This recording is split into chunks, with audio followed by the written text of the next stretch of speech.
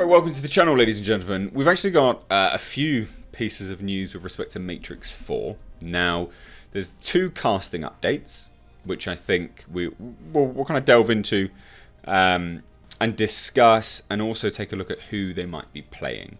And we also have the confirmed official release date for Matrix 4. Now, the first bit here is, this is, 3 days ago. Only just getting around to it now. Apologies, you would have seen the sheer content that's been produced recently.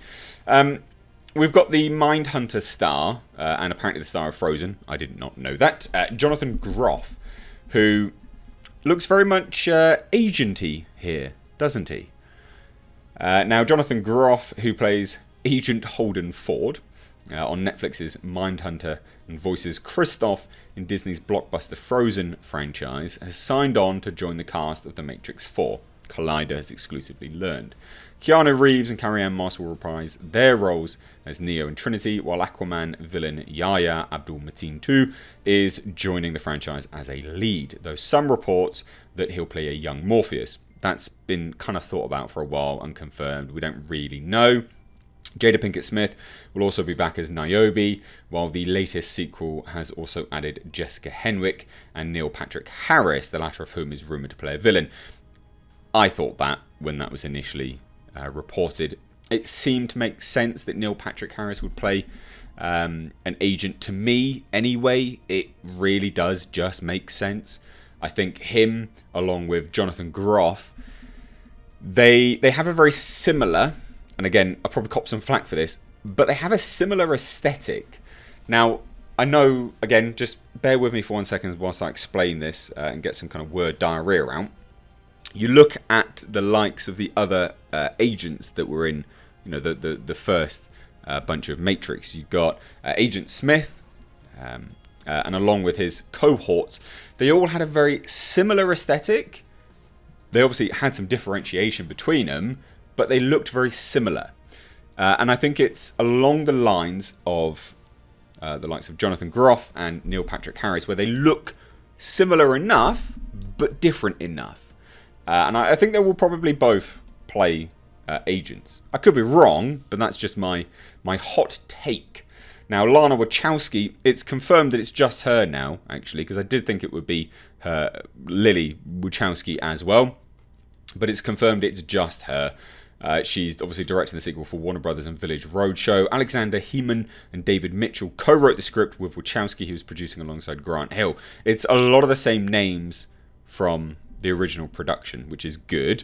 Groff's role is being kept under wraps, and while it wouldn't be a stretch to see him as a suit-clad agent given his character on Mindhunter, that would be unfair speculation at this point.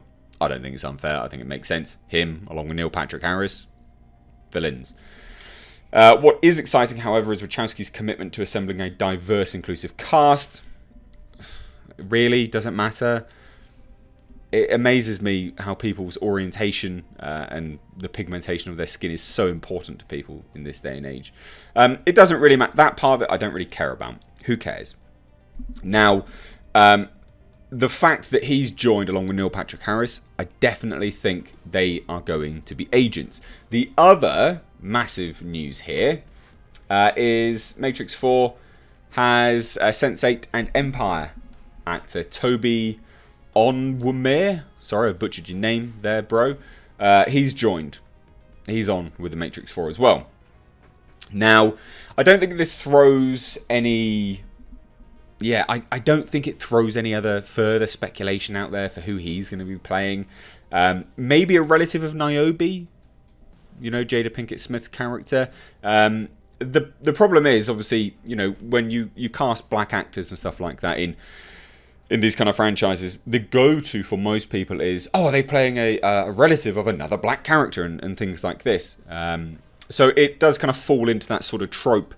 And again, it happens for literally every franchise. I mean, you have a black character in Star Wars, everyone thinks it's a relative of Lando. So, it's just part and parcel of what happens. I don't think he will be any specific relative. I don't think he looks like anyone in there specifically. Could he be a relative of, say, Niobe? Yeah, potentially. The thing is, and the reason why we're saying this is because, you know, a lot of these characters were dead. And a lot of the characters that weren't dead don't seem to be coming back. So you've got to think about the mechanics of bringing these people into the fold. Morpheus, for instance, you know, we've got no word on Lawrence Fishburne coming back, but we've got rumours of young Morpheus being played by Yahya Abdul-Mateen. Like, I mean, he doesn't look anything like Morpheus, for God's sake. So I can't see it. So it's interesting, isn't it? But look, Deadline has learned that Toby Onwumere will be reuniting with Sense8 co-creator Lana Wachowski in the Warner Brothers Village Roadshow sequel, The Matrix 4, which is expected to begin filming 2020. However, it absolutely will. It has to, because, again, now the next bit of the news is obviously the release date. But there's an interesting topic on the release date, because it's the same release date as another movie.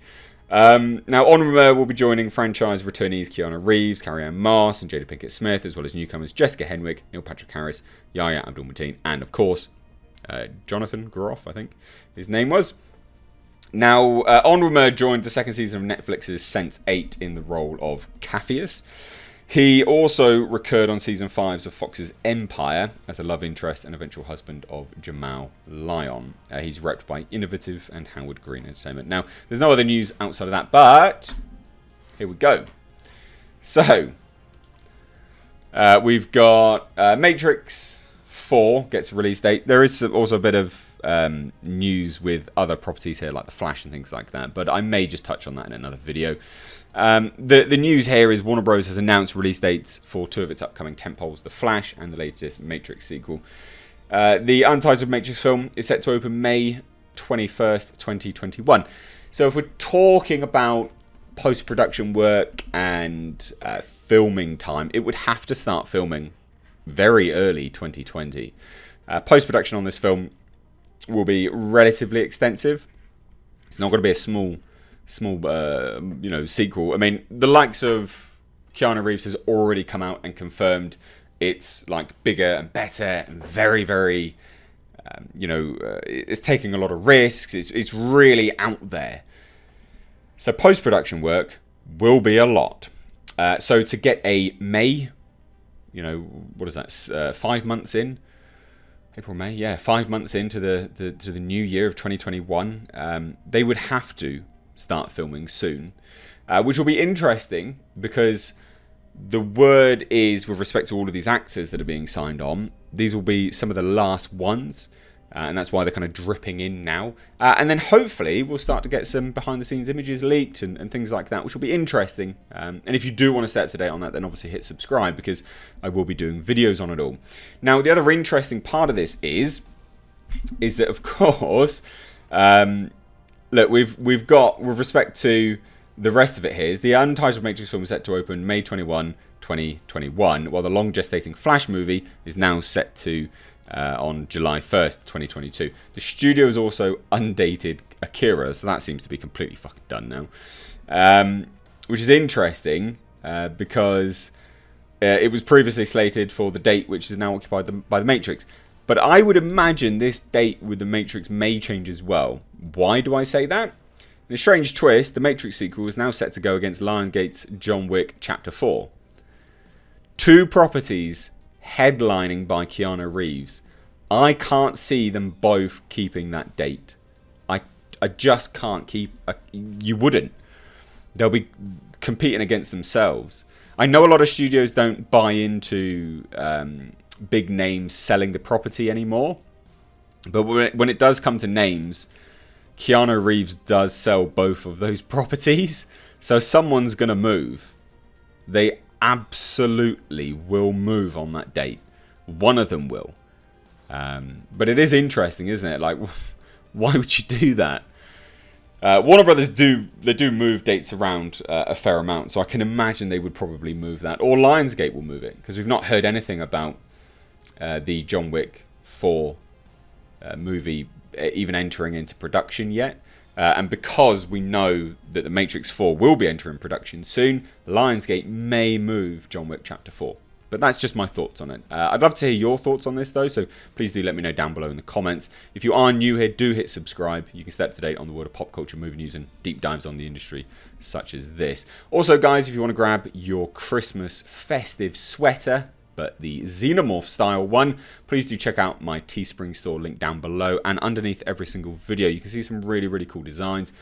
Grab yourself some festive merch and obviously support the channel that you love. Anyway guys, thanks so much for watching. I have been Mr. H. Take care.